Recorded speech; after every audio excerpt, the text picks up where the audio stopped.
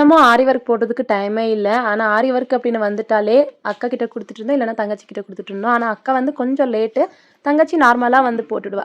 ஆனா நாங்க 3 பேருமே ஒரே டைம் தான் YouTube பார்த்து கத்துக்கிட்டோம். ஆனா நான் வந்து அவ்வளவா இன்ட்ரெஸ்ட் காட்டுறது கிடையாது. அதுக்கு பதிலா ஸ்டிச்சிங் ஒர்க் நெறைய இருக்கு அப்படின்னு தான் நாங்க நினைப்போம். இன்னைக்கு வந்து பார்த்தீங்கன்னா, என்னோட பெரியப்பா பையனுக்கு வந்து நிச்சயதார்த்தம். அதாவது இன்னும் 1 வாரம் இருக்கு. ஸோ 1 வாரத்துக்கு முன்னாடியே குடுத்துட்டாங்க. ஆரி ஒர்க் போட்டு குடுங்க அப்படின்னு. மொத்தத்தில நான் வந்து ஒரே ஒரு விஷயம் வந்து சொல்லிக்க விரும்புறேன். சொந்தக்காரங்க கிட்ட நம்ம வாங்கும்போது அவங்க கிட்ட கரெக்டான அமௌண்ட் கேட்க முடியாது. கேட்டாலும் அவங்க ஏதாவது நினைச்சுப்பாங்களோ அப்படின்னு நாங்க நினைச்சோம். என்னன்னா நாங்க சொன்ன அமௌண்ட் கரெக்ட்டா அவங்க குடுத்துட்டாங்க. எக்ஸ்ட்ராவா ₹100ம் சேர்த்து குடுத்தாங்க. நாங்க சொன்ன அமௌண்ட் வந்து பார்த்தீங்கன்னா, ஆரி ஒர்க்குக்கு, ப்ளவுஸ்க்கு எல்லாத்துக்குமே சேர்த்து 3900 சொல்லியிருந்தோம். அவங்க வந்து 4000 குடுத்துட்டாங்க.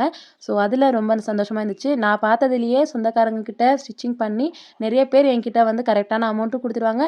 கரெக்ட்டா ப்ளவுஸும் எடுத்துட்டு போயிடுவாங்க. ஆனா எனக்கு வந்து சொந்தக்காரங்க கிட்ட சண்டை வந்தது கிடையாது. ஸோ இந்த விளாக் பிடிச்சிருந்தா மறக்காம லைக் பண்ணுங்க. Thank you. பாய்.